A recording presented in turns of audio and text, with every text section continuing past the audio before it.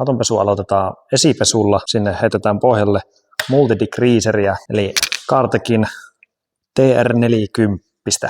Siitä hyvää tuotetta. Tämä on liuotinvapaa, poistaa tehokkaasti kaikki rasvat ja suolat. Ja suosittelen. Sitten vaahtona käytetään Twisterin Comfortia. Tämä on tosi hyvä alkalinen, hyvin vaahtova, hyvän tuoksunen esipesuaine. Suihkitaan tämä TR40 ympäri autoa pahimmille kohdille, eli auton kylkiin, takaosaan ja panteille. Muistetaan myös pestä oven väliin kunnolla. Annetaan sen jonkun aikaa vaikuttaa ja sen jälkeen heitetään siihen vaahto päälle.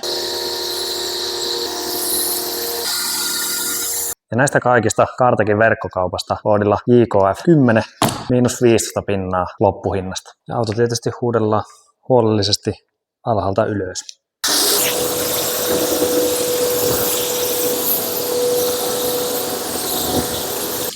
Sitten aloitetaan ihan perinteinen käsinpesu.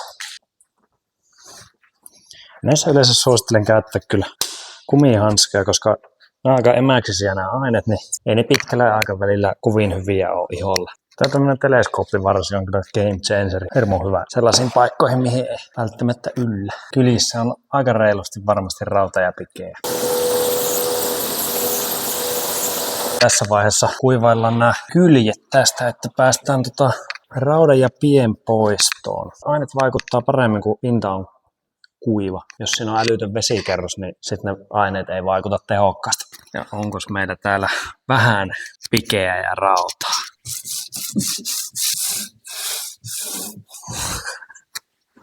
On. Ja tähän pienpoistoon käytetään Cartecin Tar and Glue Removeria. Ja vaan suihkitaan sinne, missä ongelmaa on. Kaikki helmat ja oven alareunat on ihan täynnä pikeä ja rautaa. Sitten otetaan ihan tällainen erillinen kinnas ja hierotaan ne kohdat, missä sitä pikeä on. Kun tiukasti kiinni, niin ei ne lähde pelkällä aineella. Että se vaatii pientä mekaanista pesua, mutta tää ei haittaa, tää ei naarmuta mitään. Sen jälkeen huuhellaan auto alhaalta ylös.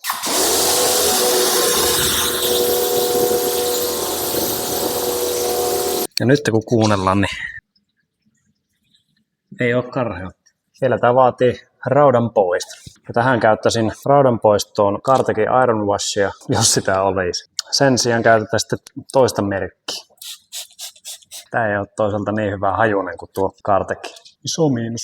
Ja se syy, miksi me teen pienpoiston ekana ja sen jälkeen vasta raudanpoisto, koska pienpoisto jättää yleensä sellaisen rasvasen pinnan ja sitähän me ei haluta. Sen takia raudanpoisto jälkeen. Se vie sen rasvasuuden pois.